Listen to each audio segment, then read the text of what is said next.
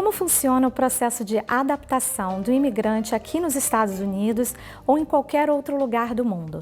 Quer saber sobre todos os fatores positivos e negativos que influenciam nesse processo adaptativo? Fique ligado!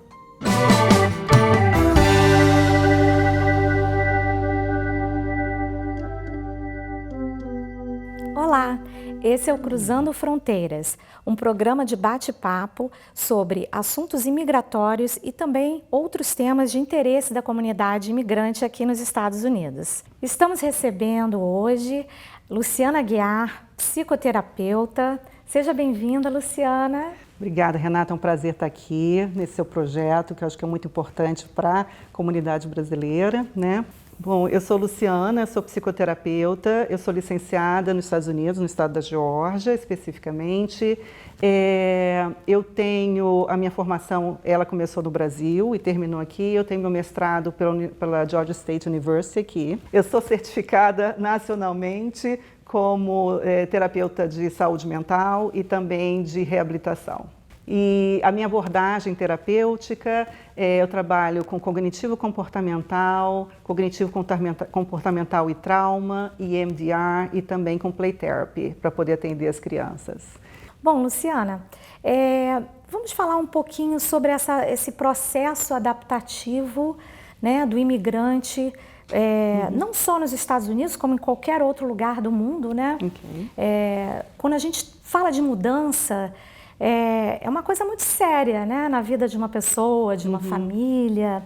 Então, fala um pouquinho pra gente como é que o que você vê no seu dia a dia também, você que atende, né, principalmente pessoas que chegaram aos Estados Unidos há pouco tempo, ou até já há algum tempo, mas que vêm tendo dificuldades, né?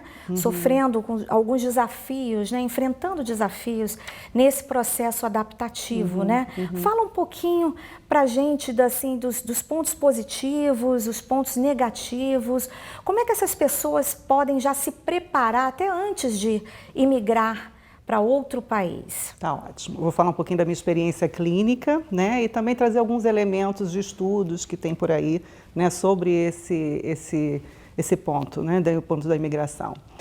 Primeiro eu queria começar falando que o processo imigratório, ele é uma experiência única para cada uma das pessoas, né? Assim, ela varia, a experiência migratória ela pode ser diferente, né?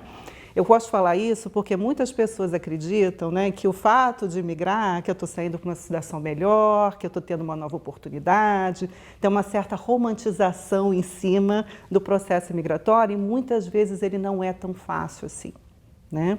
O processo imigratório, ele depende muito, às vezes, ele começa antes, ele depende da sua vida no seu país de origem, né? Como você está vivendo, suas condições, a sua rede de apoio lá também, inclusive a sua saúde mental pré-migratória, né?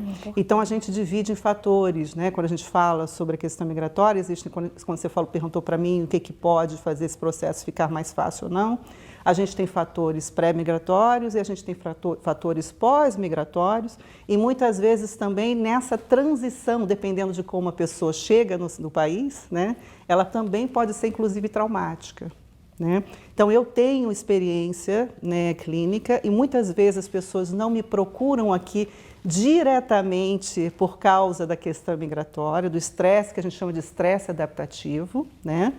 Mas, às vezes, na conversa com a pessoa, a gente percebe que a questão migratória também faz parte do problema que ela está apresentando, né? Ela também assim, algumas vezes o estresse, a ansiedade, ou a depressão começou após o processo migratório, né? Então, tem alguns fatores que realmente podem interferir.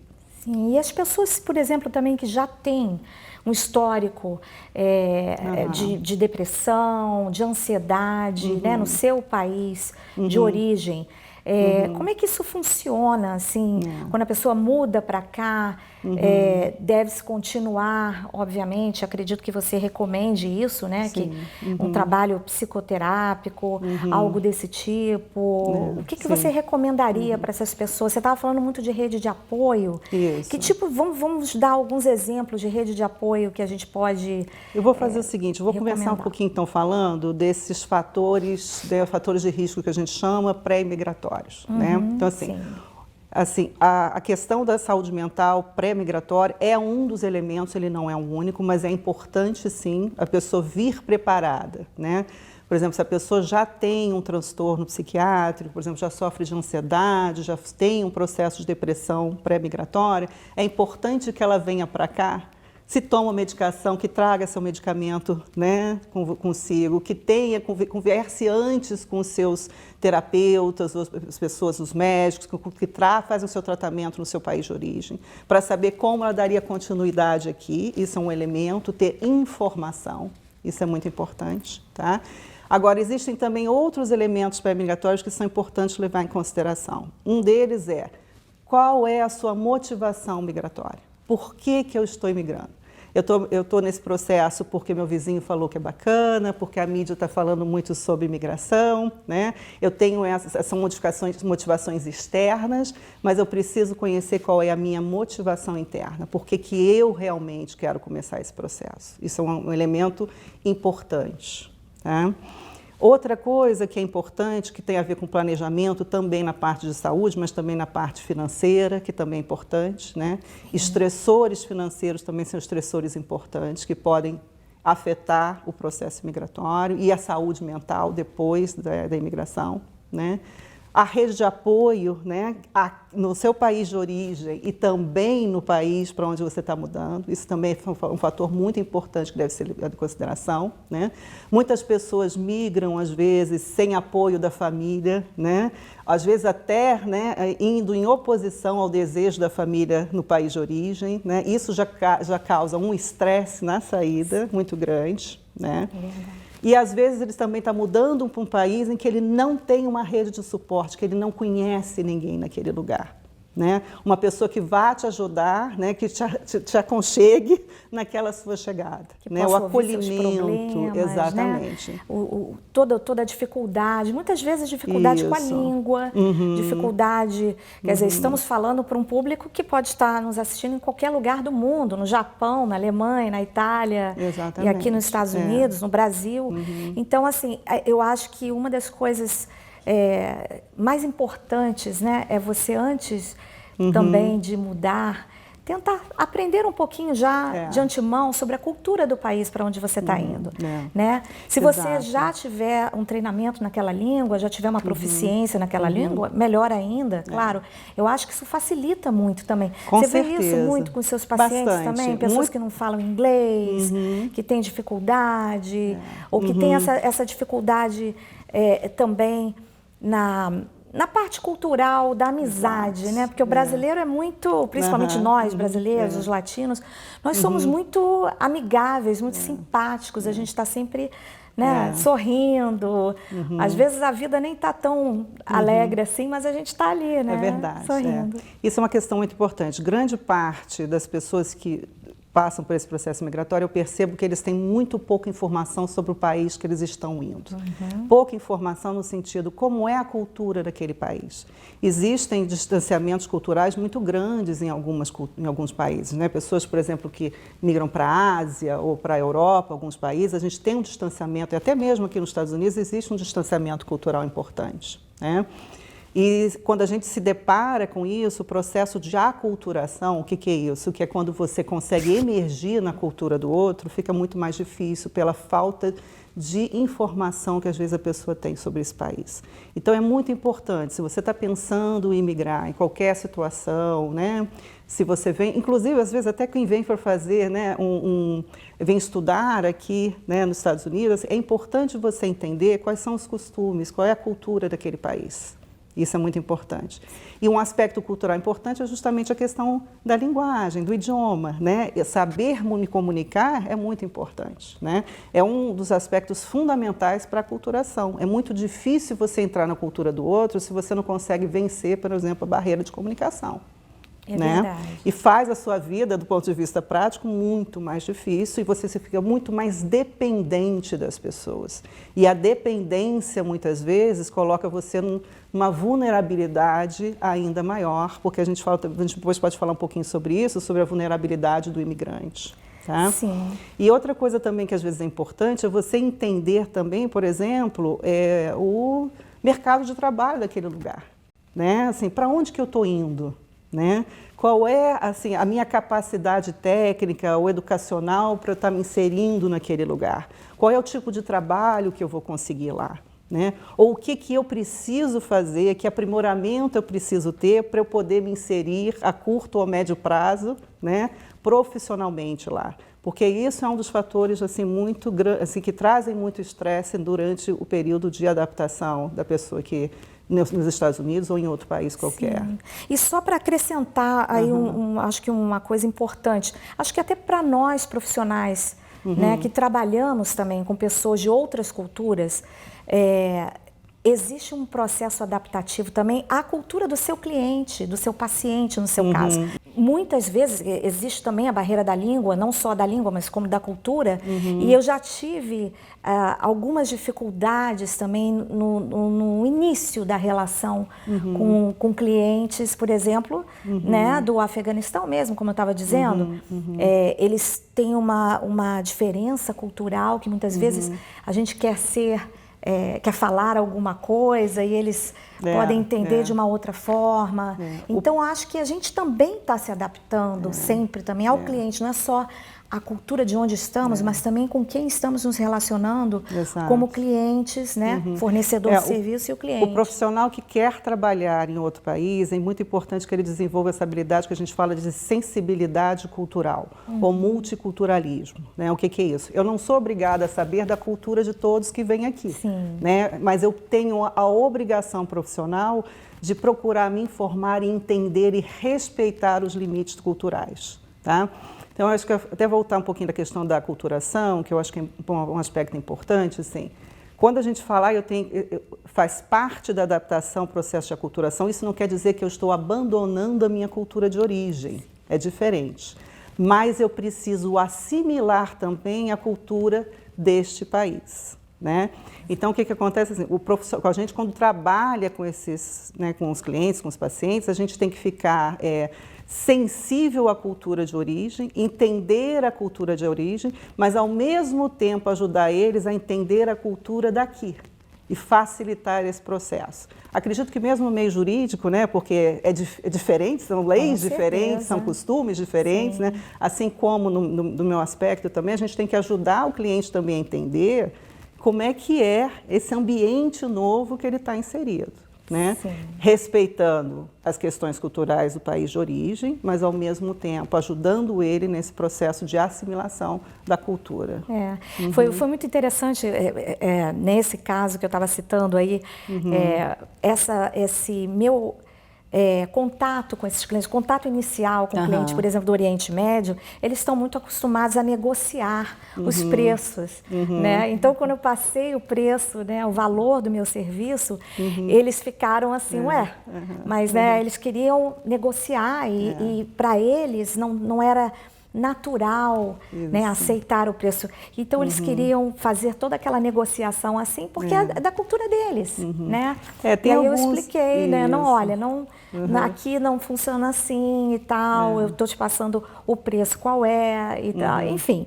Tem uma questão interessante, que você agora pegando um pouco daí, essa questão, por exemplo, familiar, né? Que uma outra questão falando sobre a aculturação, eu recebo às vezes muitas crianças e adolescentes, que aliás é o meu foco, né? E eles têm algumas dificuldades de relacionamento com os pais, ou seja, as crianças que vêm para cá, elas se aculturam muito mais fácil. Quanto mais jovem chega, né, mais fácil, né, eles entrarem nessa nova cultura, o domínio da língua e até aspectos mesmo de comportamento, porque cultura também tem a ver com comportamento, né?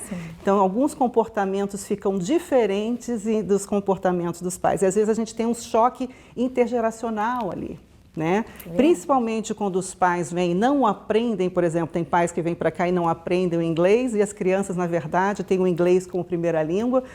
Tem clientes, às vezes, que têm dificuldades de se comunicar com os próprios filhos, né? E isso aumenta também esse estresse, esse distanciamento cultural, o distanciamento, e a gente tem uma série de problemas aí. né? E outras culturas também. Eu também tenho clientes também que vêm da Índia, eu tenho muitos do México, enfim, né? E também existe, eu vejo muito nas famílias, assim, essa dificuldade por causa do distanciamento entre pais e filhos, sabe? Isso é uma questão também que deve ser levada em consideração. Isso é muito importante. Isso. Né? É importante que os pais estejam entendendo que eles estão criando crianças em um outro país. A influência cultural na escola, dos amigos, é muito grande. Então, eles precisam entender que alguns valores vão ficar um pouco diferentes dos seus pais. Pais e filhos vão desenvolver alguns valores um pouco diferentes. Né? Então, é preciso ter esse entendimento, que os pais também consigam entender a cultura que eles estão entrando para ajudar os filhos nesse processo. Verdade. Agora, Luciana, mudando assim um pouquinho o rumo da nossa conversa, eu queria tocar no assunto da vulnerabilidade da comunidade imigrante, não só de mulheres, né? Eu queria tocar um pouquinho no assunto da violência doméstica, né? E é importante frisar que não apenas mulheres são vítimas de violência doméstica, né? Crianças de todos os gêneros, adultos de todos os gêneros, né? São vítimas de violência doméstica fora do seu país, né? E aqui nos Estados Unidos é um número alarmante de vítimas de violência doméstica. Então, eu queria falar um pouquinho sobre isso, né? Para quem não sabe, as vítimas de violência doméstica aqui nos Estados Unidos, por exemplo, elas têm à disposição um visto, que é o chamado visto VAWA, tá? E elas têm que procurar, obviamente, um advogado de imigração que possa auxiliá-las nesse processo, e elas também passam por um processo de uma avaliação psicossocial, tudo isso que a gente vai falar um pouquinho sobre isso agora. Me conta um pouquinho sobre a sua experiência com as vítimas de violência doméstica, assim, como é que você vê a comunidade imigrante sendo vítima, infelizmente, né, mais vulnerável do que os não imigrantes a esse tipo de crime? Tá.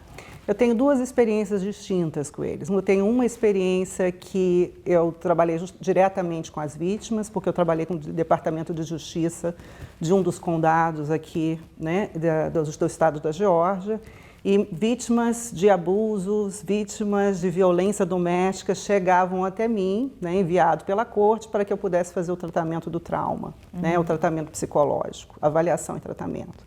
Isso é um tipo de experiência. Outra experiência que eu tenho é fazendo justamente essa avaliação para esse visto, né, avaliação psicossocial, né, para poder dar, né, o suporte, né, para esse processo. Você trabalha com esse, fazendo avaliações, as avaliações também, específicas, isso é eu sou credenciada, eu sou uma avaliadora imigratória credenciada para poder fazer essa avaliação e ajudar, né, dar um suporte para esse processo legal. Tá? Então, eu vou começar falando um pouquinho sobre a questão das vítimas, né? Assim, desse trabalho mais clínico que eu fiz junto com o departamento. O que acontece? O que a gente observa é que assim, a vítima ela pode acontecer, né, dentro da casa, né? Pode ser, as crianças podem ser vítimas muitas vezes de abuso, os parceiros entre eles, né? Também existe, né, esse tipo de abuso. E a vitimização se dá quando existe um desbalanço, digamos assim, entre poder e controle. Tá? Sim. Então, assim, isso acontece muito, infelizmente, com essa comunidade. Assim, a minha experiência maior é com a comunidade latina, né? Não só brasileiros, mas hispânicos, enfim. É muito comum porque muitos deles vêm nessa situação frágil para cá, imigratório. Então, eles ficam muito mais suscetíveis a crimes, né? A vitimização, eles são, né? Porque existe essa vulnerabilidade. O que é essa vulnerabilidade? A vulnerabilidade é porque eu chego num lugar em que eu não conheço, por todos esses aspectos que a gente falou, por questões, né, culturais, por falta de suporte, dificuldade de pedir ajuda, dificuldade de pedir apoio, estresse econômico, que eu acho que é uma das principais causas, né? Começa a ter uma dificuldade muito grande de relacionamento. Infelizmente, esse estresse moderado e contínuo, que é o que a gente chama, leva muitas vezes as pessoas a procurarem estratégias de enfrentamento negativas, né? Que são, por exemplo, álcool, drogas, né? Então, assim, assim, existe um número muito grande também disso, né? Famílias, às vezes, que moram em casas com muitas pessoas de outras famílias, com pessoas de outros ambientes, né? Que também pode levar, né, a um quadro de violência doméstica também. Tá? Então, tem vários fatores e isso é um dos problemas muito grandes que a gente tem aqui, né? Sim, e também eu tenho observado que está aumentando muito assim, o número de abusos, assim, com crianças também, obviamente, mas existe agora o chamado abuso digital, né? O abuso tecnológico. Para quem não sabe, o abuso digital é quando uma pessoa te persegue, né?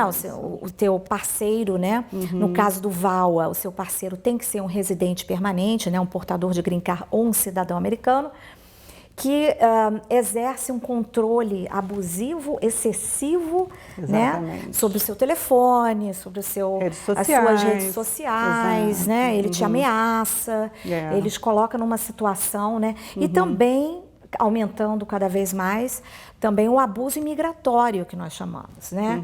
Que é quando o seu parceiro, ou parceira, te ameaça, né? De retirar uma aplicação que está pendente com a imigração, ou ele confisca os seus documentos pessoais, os seus passaportes. Eu tenho muitas pessoas que me procuram às vezes reclamando: eu sou casada, meu esposo me ameaça, eu já tenho um processo de green card pendente, mas ele, cada briga, né, cada vez que ele bebe um pouco mais, ele se torna agressivo, violento, nunca, algumas vezes até nunca recebeu um abuso físico, né? Isso está cada vez mais frequente porque o parceiro, né, o abusivo, ele está ficando cada vez mais inteligente e tem até informação, né, criando formas de exercer o poder e o controle de forma abusiva, de uma forma não muito flagrante, né? Porque o abuso físico é muito óbvio, né? A polícia vem, ele vai preso, aquilo tudo. Então, eles estão exercendo cada vez mais esse controle psicológico, emocional, financeiro, né? Isso tem aumentado muito. Eu tenho visto esse número assim alarmante. E eu sempre falo para as mulheres: olha, fique atenta, né? Observe o comportamento do seu parceiro, para que você veja os sinais do controle abusivo, né? Do controle excessivo, do poder daquele. Será que é normal ele controlar todo o seu dinheiro, ele não te dar acesso à conta, né? Onde está o dinheiro do casal?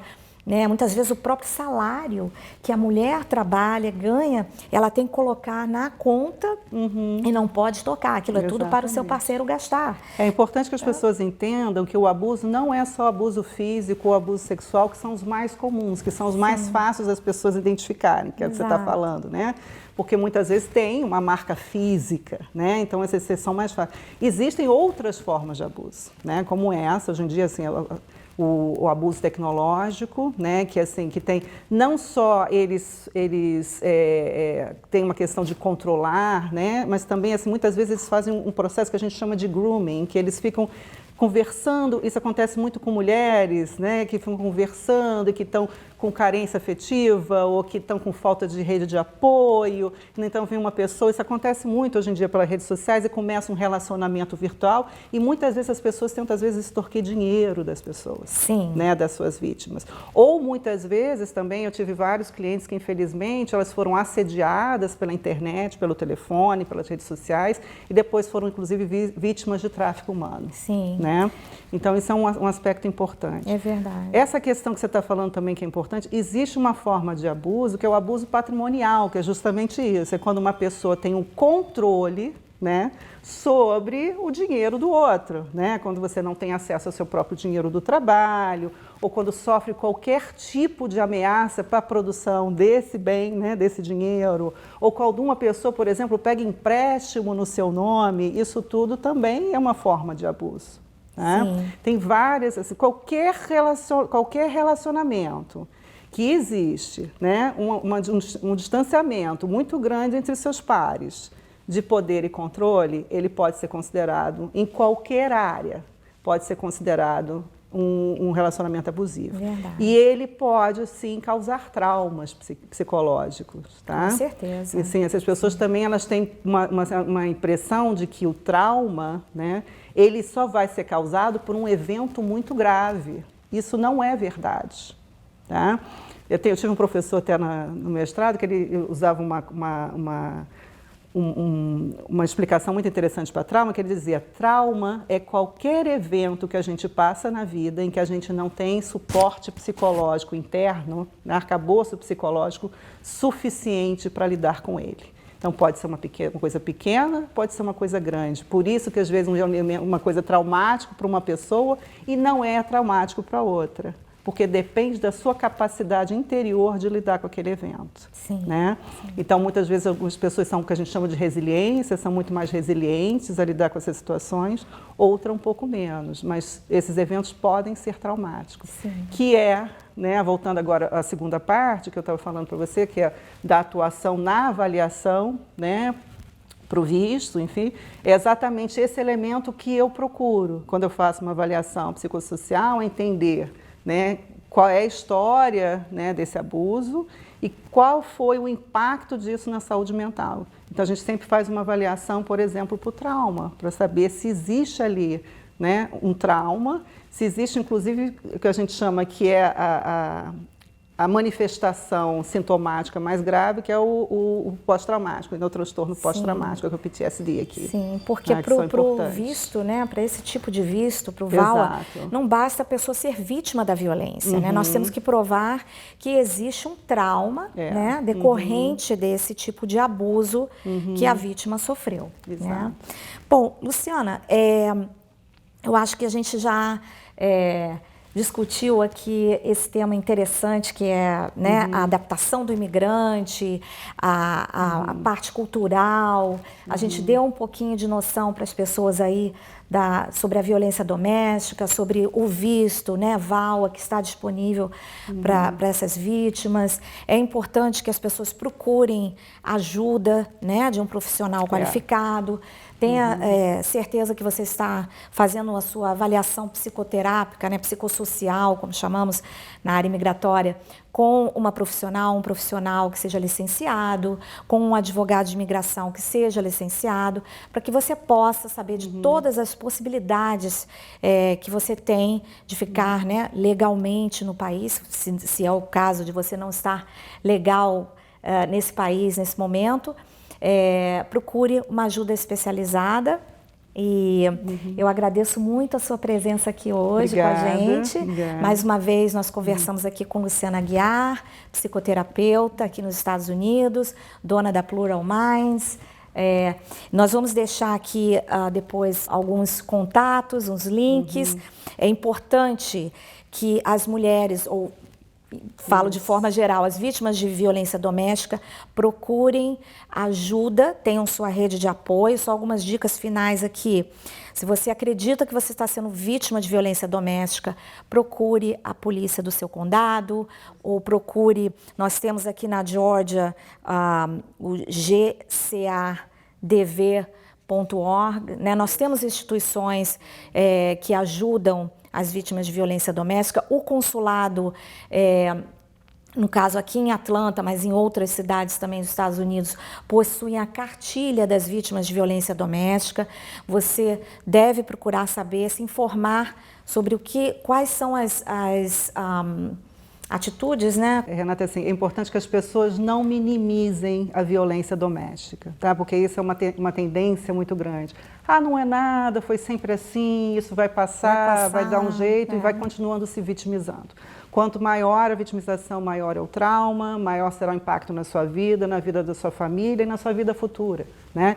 Procure alguém. Se você não se sente confortável de ir direto à polícia, procure alguém que possa te ajudar, alguma pessoa que você possa começar a conversar, um profissional, né? Um advogado, muitas vezes, pode ser aquela primeira pessoa com quem você vai falar, ou terapeuta, né? Que a gente vai ajudar também no encaminhamento disso. A quem você vai procurar, onde você vai achar seu suporte. Exatamente. Não minimize, não deixe isso de lado, que é importante. É verdade. Então, muito obrigada pela sua presença aqui hoje. Renata. Esperamos tê-la de volta aqui numa outra oportunidade. Tá Nós temos ótimo. muito para conversar sobre outros tipos de visto também que envolvem essa questão, né, do bem-estar do imigrante, como visto U, visto T. Vamos, com certeza, convidá-la para uma próxima conversa aqui. Obrigada, okay? Renata. Obrigada um prazer. a você. Esse foi o Cruzando Fronteiras. Eu sou Renata Lillywhite. Espero que vocês tenham gostado desse programa. Se gostaram, compartilhem, se inscrevam no canal e ativem o sininho. E até a próxima.